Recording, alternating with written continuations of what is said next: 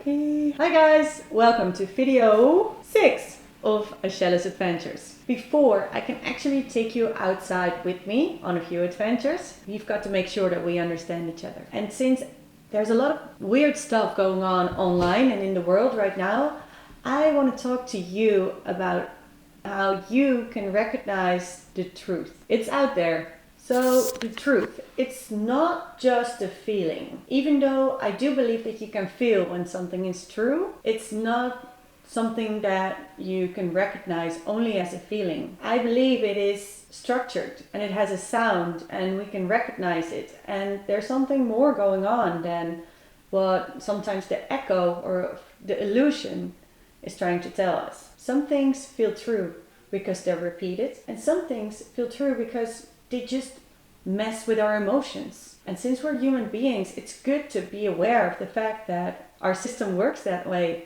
and that if we're not careful, people can misuse that system. We're going to talk about a few things what I believe makes the truth the truth. As you can hear, I've got a Dutch pronunciation, but we're going to get over that. Okay, so we've talked about intuition, and I do believe that a feeling is very important.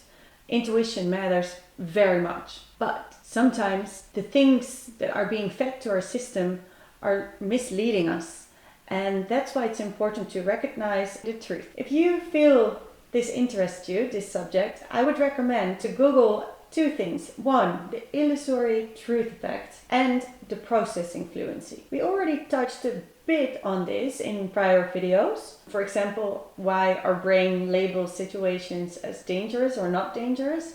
And it all has to do with repetition and familiarity. So what happens is when something is repeated to us over and over and over, as we discussed in video number 2, our brain labels it, and our brain can label it as irrelevant, and therefore we don't give it the attention it deserves as if it would have been a new situation.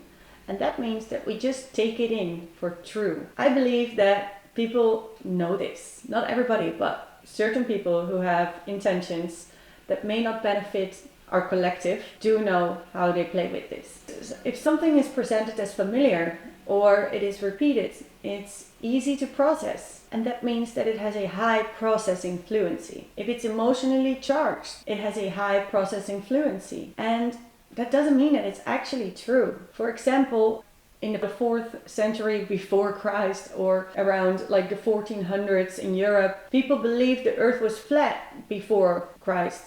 Then there was the period where they thought that the earth was the center of the whole universe. This was presented as true. So we don't know if what is being fed to us always is true, especially not if it's triggering on an emotion, if it's easy to process because it's something that we actually want to believe. That also helps, right? To feed us beliefs that feed the things that we want to believe. Doesn't mean that it's true. So we know that even though we want to believe that something is true, doesn't mean that it's actually true. Sometimes it's easier to not want to dive into it because it may mean that we've got to change some things in our perspective on reality and also in our reality itself. When I accept something for what it is because I see the truth around it, doesn't mean that I have to agree with it. And I believe that our intuition already knows that with some things, we know that when it is true and we accept the truth for what it is, we also deep down already know that we cannot agree with what is going on. And what does that mean? That means that we've got to go and take action towards a different way, a different reality, or something else. And that may take effort. And sometimes we're just really comfortable here. Even though we're swimming in other people's ship, it can be very warm. And it can keep us warm, and we don't know that there's a whole world out there. So I believe there's a combination of people not knowing and people not wanting. I believe that truth has a sound. When I say truth has a sound, of course I mean that you can recognize it. I wouldn't know, there's no research into it that you can actually have like a key note combined with the truth. I mean, that would be an interesting research, right? But I don't believe that it's a literal sound that you can reproduce and then we say, oh, that's the truth. You know, that's not it. What I believe is that it has a certain type of core, a golden wire into it that is something that is real, as opposed to an illusion or a distortion of the truth, an echo, or it may mimic the sound of truth, but it isn't. It may behave like a true statement, but in the end, it only looks like it, and it isn't. Truth is expressed through language. So if you want to Google something, I would recommend Google verbal cues to truthfulness. And that does not mean that that's like an absolute guide you can use for every situation in your life. I found a clue, so that's it. I mean, people who are manipulating and who have been trained in being a convincing speaker know about these clues too. They just don't use it per se to create truthfulness or the truth, but they use it to be convincing. And again, that's something that is important to be aware of, especially when we are looking at the internet or the news or everything that is being thrown at us in this society right now. Truth doesn't mind if you take a closer look. Truth is inviting to even expand on what is already there. It does not need dramatic packaging to survive. It does not need to play on your emotion. Repetition is something that our human brain does love. So to have a clear message, it can also be repeated. But it doesn't mean that because something is clear and repeated, that it is true. It's quite complex if you think about it, especially if we realize that we actually don't really know other people's intentions, because we can only look into our own brain and our own mind and our own heart. And I think that is something that is actually beautiful about mankind, that we go from the good place and that we give people the benefit of the doubt. I'm not going to suggest that you're going to walk around and just don't trust anyone anymore, but I do want to invite you to look at what is really going on, what is being given to me right now. Is this information beneficial in whatever way to the one who sends it to me? Would it be beneficial if I would accept that information to be true for that person or someone else who might be involved but is not in the picture? We've got to really start thinking about these things, because if we're not going to protect our right to not be deceived, we may be more deceived than we know.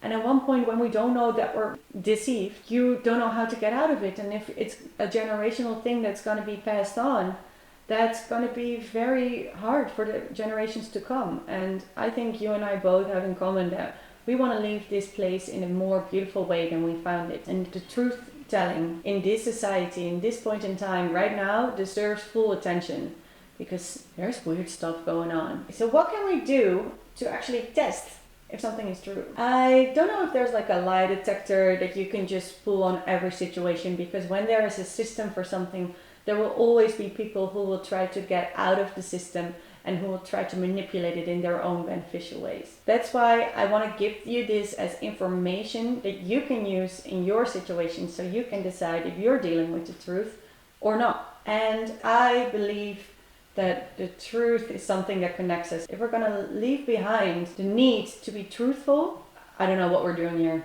Then I believe the end is near. And I think we still have a chance to turn it around. That's why I'm making these videos. So, test number 1. Truth gets clearer under detail. Okay. One thing I know is that when I ask a simple, specific question, truth can always tolerate detail. Manipulation prefers speed. So if people are not going to give you the time to answer, or they want to have it like quick, like, for example, in a sales call, you always have to decide there on the spot. That's because they're playing with your emotion, and they know that if they're going to let you go in that moment, you might not come back and the deal moment is gone. And there's this whole thing online that's being said, like money loves speed. I don't know about that, because money loves speed could also mean that you're going to get yourself into debt very fast. Creditors love speed. Manipulators, they love speed. But money is a tool. Money doesn't love speed.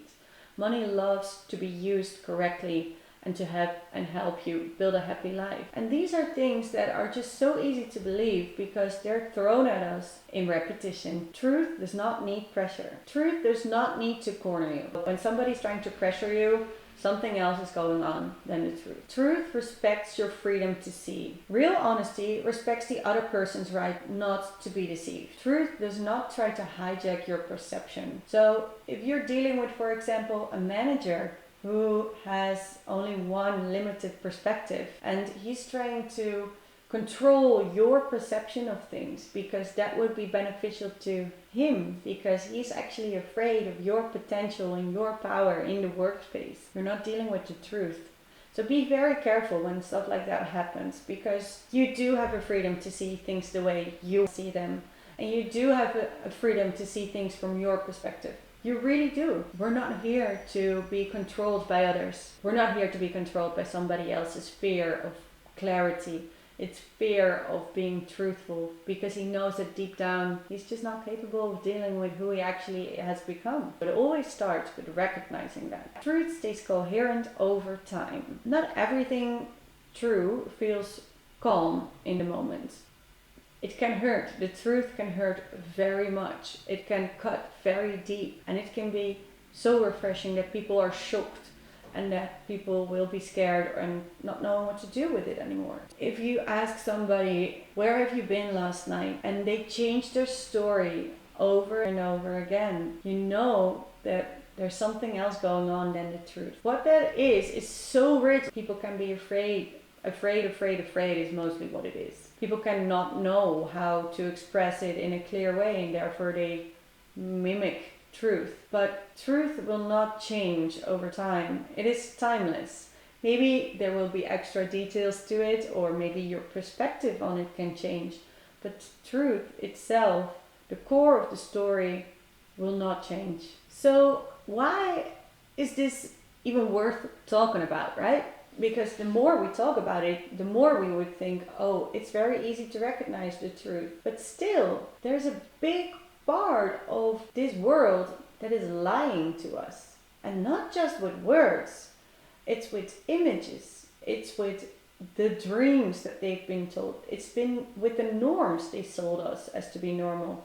It's in the way you should be with money, it's in the way you should be with alcohol and drugs, it's in the whole picture that they paint just to get some money out of your pocket. And if it's not the money, then it's the energy, or it's the body cells that they want to use. There is something going on here that is really not truthful, and sometimes we want something to be true so badly that we lower our standards for what counts as evidence. So I've met situations where people can see it in their eyes that somebody is lying, and still they decide to say, no, that's not true. I don't believe that.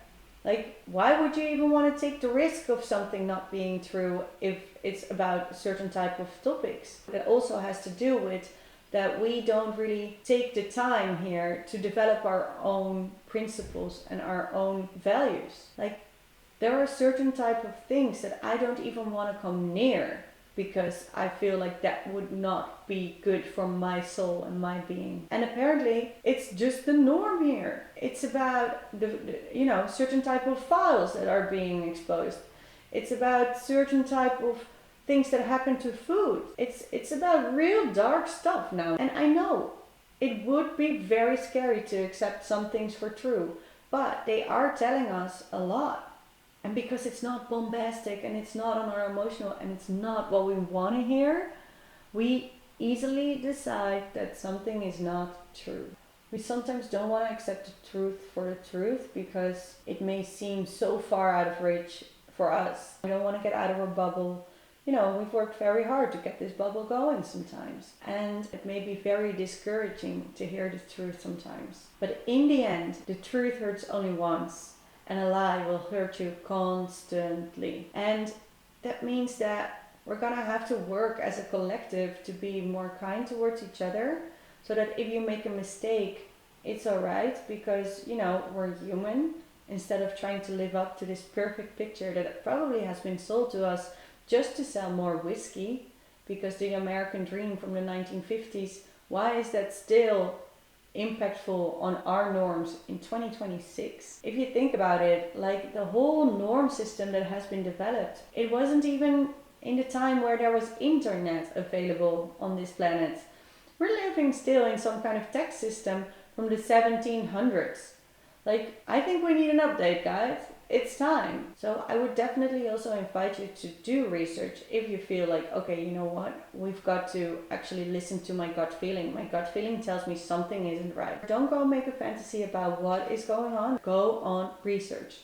Do your research, go Google and go find what is going on. And then I would suggest listen to your own intuition above what everybody else is telling you. But don't take your creative mind as the only way to find facts.